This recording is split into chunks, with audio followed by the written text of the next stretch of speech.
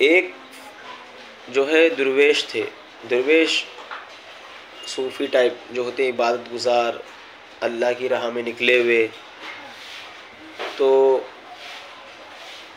वो फ़कीराना लिबास में थे और एक उस टाइम पे कर्नल साहब थे फ़ौज में।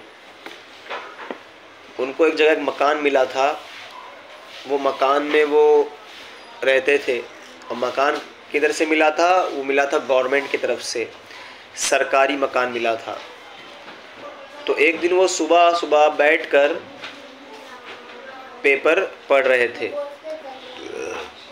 जब पेपर पढ़ रहे थे तो अचानक वही फ़कीर जो अल्लाह वाले थे आ गए दरवाज़े के पास।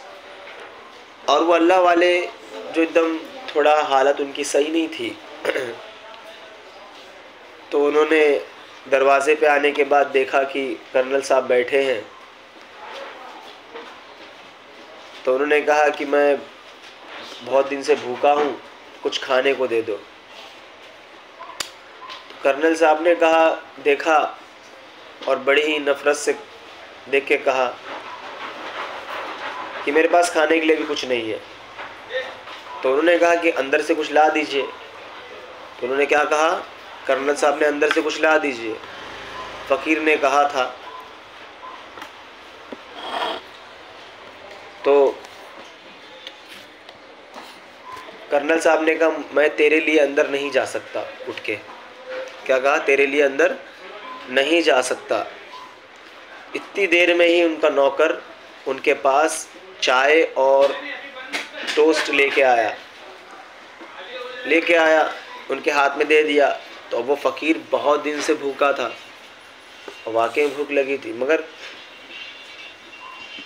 वो फ़कीर ने कहा कि एक काम करिए, यही दे दीजिए मुझे जो आप लेके आए। आप तो दूसरा भी ले सकते हैं या आपके नौकर से मंगा सकते हैं आप।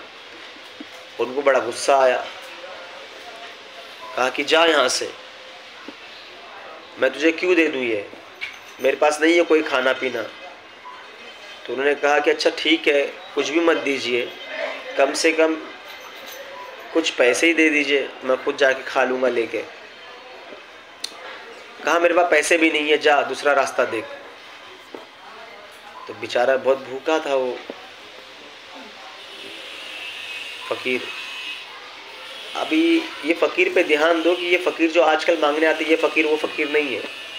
ये अल्लाह वाले लोग थे, ये ज़रूरत पे मांगते थे। ज़रूरत यानी भूख लगी थी तो मांग रहे थे, वैसे मांगते नहीं थे, भिखारी नहीं थे। ये आजकल जो आते ना मांगने दे दो, ये सब भिखारी लोग हैं, है ना। ये लोग धंधा बना के रखे। तो ऐसे लोग को ध्यान देना चाहिए, बल्कि ढूंढ के गरीबों को देना चाहिए।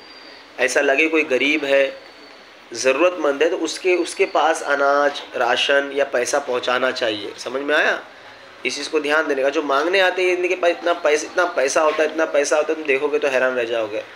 रात में ये लोग नोटों गिनते हैं बैठ के, समझे। इनसे काम करने का काम नहीं करें। क्यों? जब दिन का 1000 रुपये ही कमा रहे हैं तो काम क्यों करेंगे 300 रुपये का? तो ये अपने बिजनेस बना चुके हैं इस चीज़ को। ऐसे लोग को देना भी नहीं चाहिए, बल्कि ढूंढ के दो जिसको भी देना है ना। तो वो फ़कीर जाते जाते क्या कहा उन्होंने, अल्लाह वाले ने जाते जाते ये कहा कि उन्होंने कि ठीक कुछ दिनों बाद तू मुझसे भीख मांगेगा। किसने कहा? फ़कीर ने कहा। किसने कहा? हाँ, ठीक थोड़े दिन बाद तू मुझसे भीख मांगेगा। और वो बद्दुआ दे के चले गए। थोड़े ही आगे जाते हैं तो मेजर साहब का भी घर उधर ही होता है। मेजर साहब का दरवाज़ा खटखटाते तो मेजर साहब की बेटी बाहर निकलती है। क्या हो बाबा? कहा बेटा थोड़ा भूखा हूँ, कुछ मिल जाए खाने के लिए। फ़ौरन जाती है अंदर वो, और जाने के बाद खाना लाके बाबा के हाथ में देती है, लीजिए बाबा खाइए आप। तो वो खाते हैं और शुक्र अदा करते हैं, बहुत शुक्रिया करते हैं। और कहा बेटा इधर आओ। वो आती है, बोले लो ये पाउडर सफ़ूफ़, यानी पाउडर था दवा के तौर पे खाने वाला। बोले ये रखो, ठीक 1 महीने के अंदर तुम्हारे घर में कोई बड़ी तकलीफ़ आएगी। किसने कहा? वो अल्लाह वालों ने कहा, वो फ़कीर ने। ठीक 1 महीने बाद तुम्हारे घर में कोई तकलीफ़ आएगी, ये पाउडर, ये सफ़ूफ़ उसको खिला देना तो तकलीफ़ दूर हो जाएगी। समझ में आया? ऐसा कहा।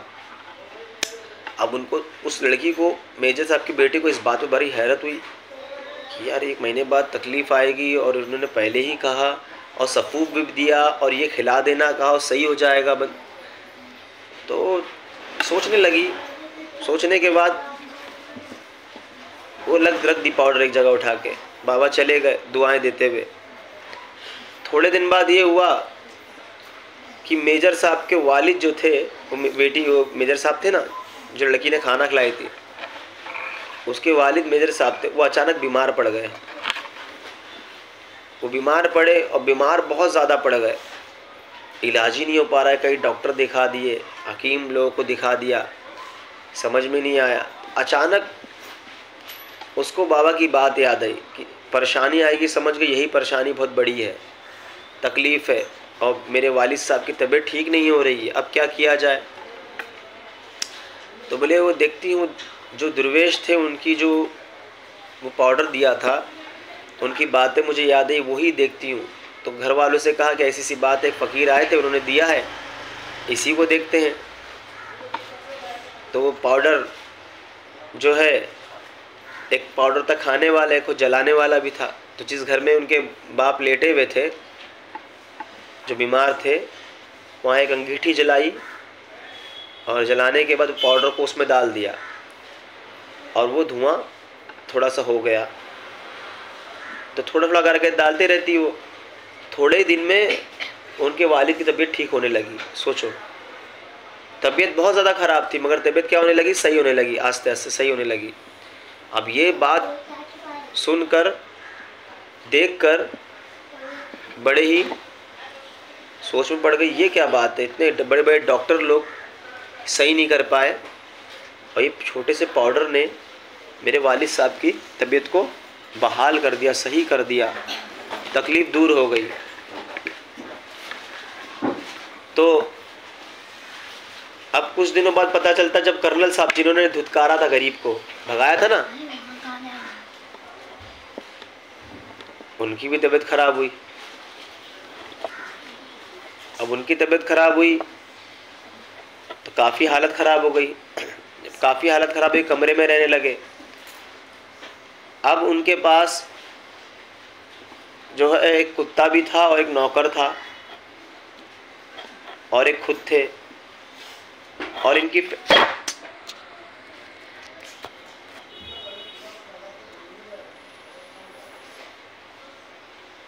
उनकी फैमिली थोड़ा दूर रहती थी। तो हुआ ये कि जब कर्नल साहब की तबीयत खराब हुई, ठीक उसी मौके पर उनके नौकर ने आना बंद कर दिया। अब नौकर ने आना बंद कर दिया तो खाना किधर से खाऊं, खाना किधर से लूं, ये सारी चीज़ें होने लगी।